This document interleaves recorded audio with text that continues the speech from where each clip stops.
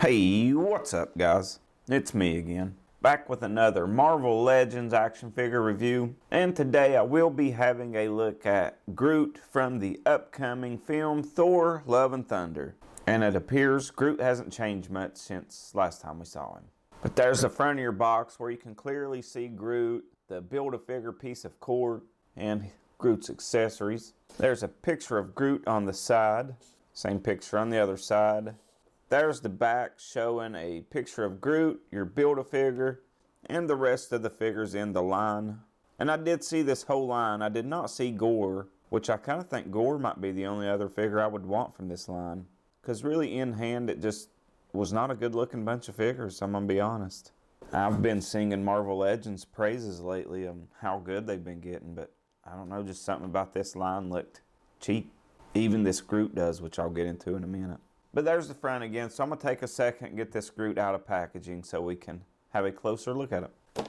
Alright, so there is I Am Groot out of packaging. We'll have a look at the stuff he comes with first. And here is the Build-A-Figure piece that comes with Groot. There is your Korg body, the largest of the Build-A-Figure pieces. Again, this is really lacking a lot of paint apps. This could have desperately used a black wash in this fur, in that rock body. I mean, they really skipped on the paint on this line. I don't know why. You get some Groot branches here to switch out with his hands. I do like that. That's pretty cool. And I actually haven't seen that really with any of the Groots yet. You get a Groot trigger finger hand. And you get a weapon for Groot. Again, no paint apps whatsoever. Just the plastic it was sculpted in. Really needs a black wash or just completely repainted. And before we move on to the actual Groot figure itself, I will compare him to one figure, and it is the Diamond Select Groot. This Groot actually came with a very awful looking Thor. It was not a good figure, but the Groot was worth buying the 2-pack. And look at the difference. This has just excellent paint apps on it. This has almost no paint apps on it, and it's just done in a brown plastic. I mean, this has the sculpt. The articulation is probably better than this Diamond Select one because this one felt very fragile. But when you get it posed up, it looks fantastic. They really did a good job with all the black wash and wood tones and the green that's in there. It looks great. It's actually almost the same size as this Marvel Legend one. Alright, now on to the Groot itself. Again, my biggest complaint is just no black wash or just hardly any paint apps at all. The sculpt is there, but it really just would have to be completely repainted. I really don't like that just brown sculpted plastic look. It looks cheap. The Marvel Select one just looks so much better solely because of those paint apps. I mean, that is the difference that good paint apps will give you on a figure. So there's not much going on. I mean, he's a tree man. Got some little sprouts on his head there. That's pretty cool. They painted those pretty decent. Also, like I said, the rest of the line was none too impressive looking either. To me, anyway. I mean, that's just my opinion. You may have loved the line. You may love this Groot. I'm just being honest when I say I'm not impressed. What bums me out the most is it would have been so easy to make this excellent. Groot's got a bit of a dad gut going on there.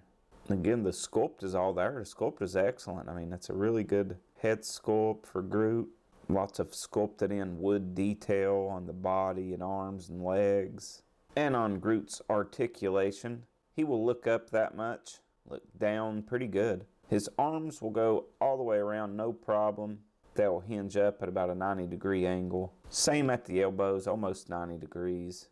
Wrists are pegged in and on a hinge. He's on a ball joint at the midsection. You get pretty good movement there. Legs will kick forward nice and high. They won't go back. They get caught on that wood ass. He can do the splits about that much. And you can rotate those legs a little bit on those ball joints as well at the hip. Get about 90 at the knee. Foot will hinge forward a little bit. Hinges back pretty good. And you do get some wood ankle pivot. So that's all on the articulation. I'm going to pose him up now. We will wrap this review up. So there's Groot posed up, probing that Marvel Select Groot out of what I can only guess is jealousy because he's better.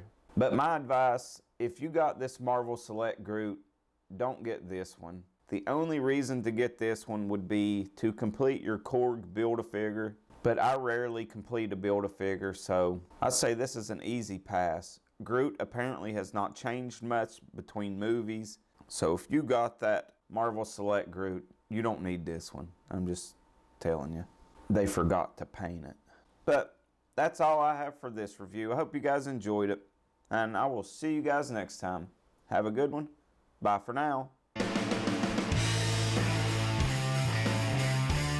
I'm Groot. I'm Groot. I'm Groot.